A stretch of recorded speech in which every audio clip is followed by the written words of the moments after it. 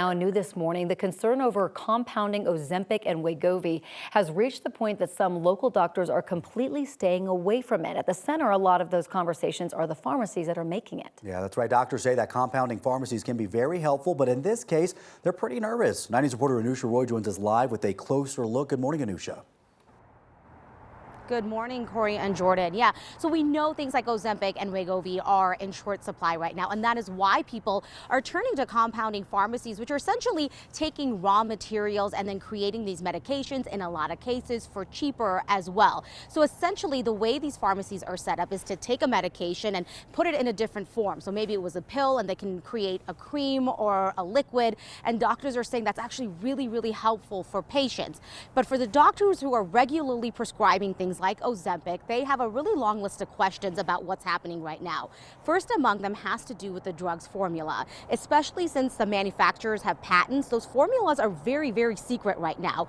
Experts say the medication can be reverse engineered, but that to them is raising the question about where the raw materials are coming from. And they also said that there's a lack of testing regarding effectiveness and safety for the compounded version, especially for a medicine that is injected. Doctors said that they have those same concerns for when people are getting these kinds of medicines from other businesses.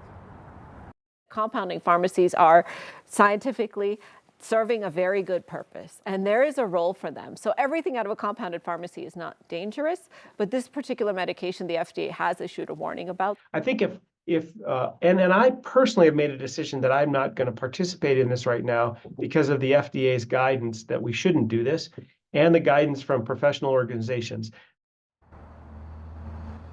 So in response, the State Board of Pharmacy said that they have received alerts from the National Association of Boards of Pharmacy about counterfeit Ozempic, but to date said, quote, there are no known reports to the board or formal complaints related to counterfeit Ozempic in Colorado. They also shared that Ozempic is currently on the FDA's list of drugs that are unavailable or there's a shortage and, quote, by law may be compounded by Colorado pharmacies while designated as such. And there have been no reports to the board of harmful effects relating to the legally compounding of this drug in the state. They also mentioned, though, that if anybody is coming across counterfeit drugs like this, to let the Board of Pharmacy know. Corey and Jordan, they also said that if it's happening in businesses outside of this board's jurisdiction, to make sure that they're contacting law enforcement. Something we hope everyone is paying very close attention to, Anusha. Thank you.